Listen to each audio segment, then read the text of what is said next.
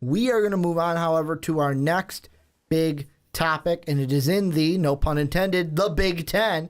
And we got a big matchup between number 2 Ohio State, number 8 Wisconsin. Wisconsin, the last ranked team that we had pick'ems for last time we talked about them on the podcast. They were playing the Michigan Wolverines. Didn't turn out too well for them.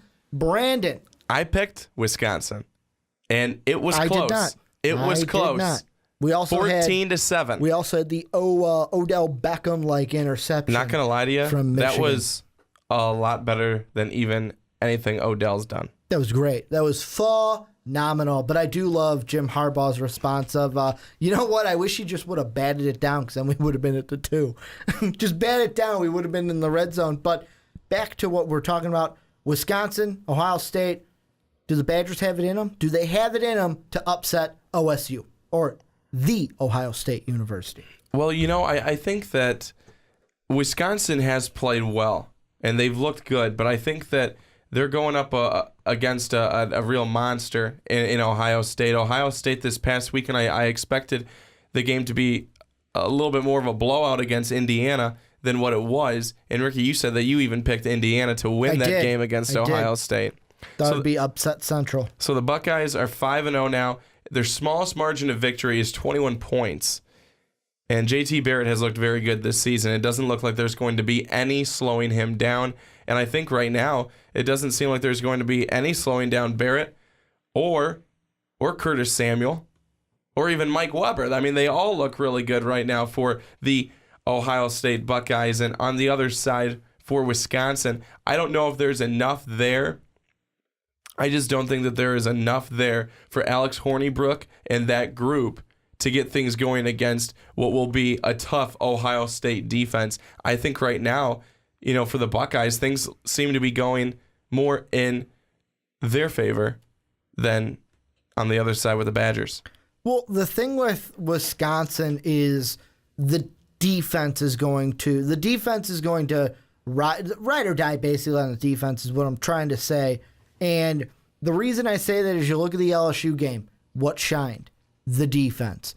Look at in the Michigan game, although you lost, you only held Michigan to 14 points.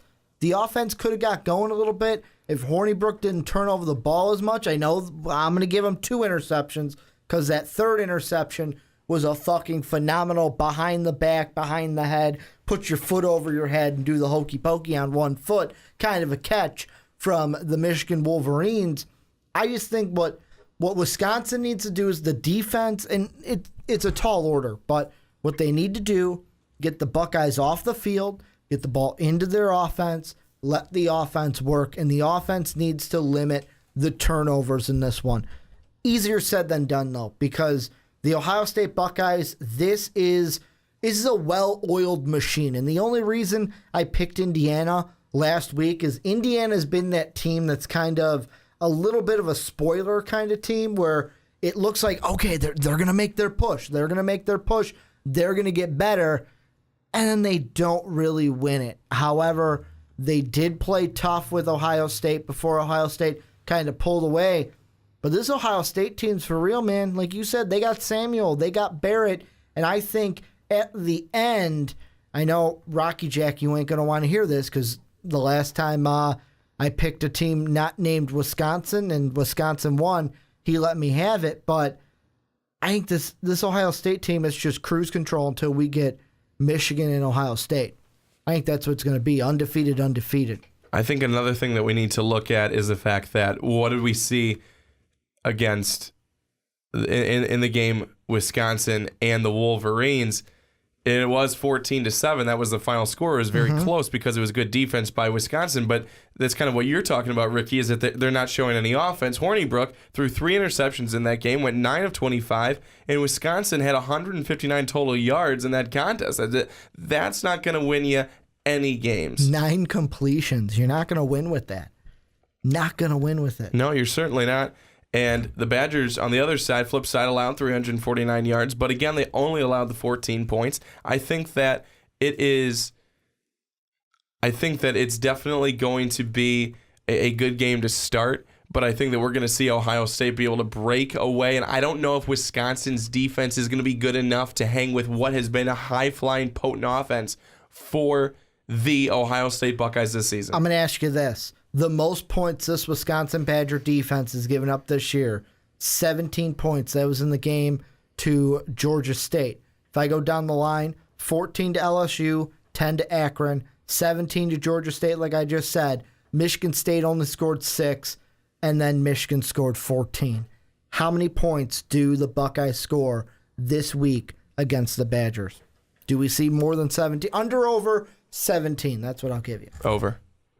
How much over? 35 points. 35 points? They're going to score 35 total points.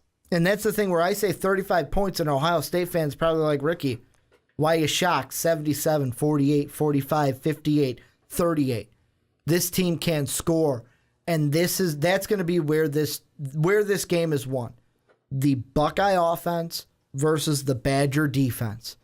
Because the Buckeye defense, they're not bad.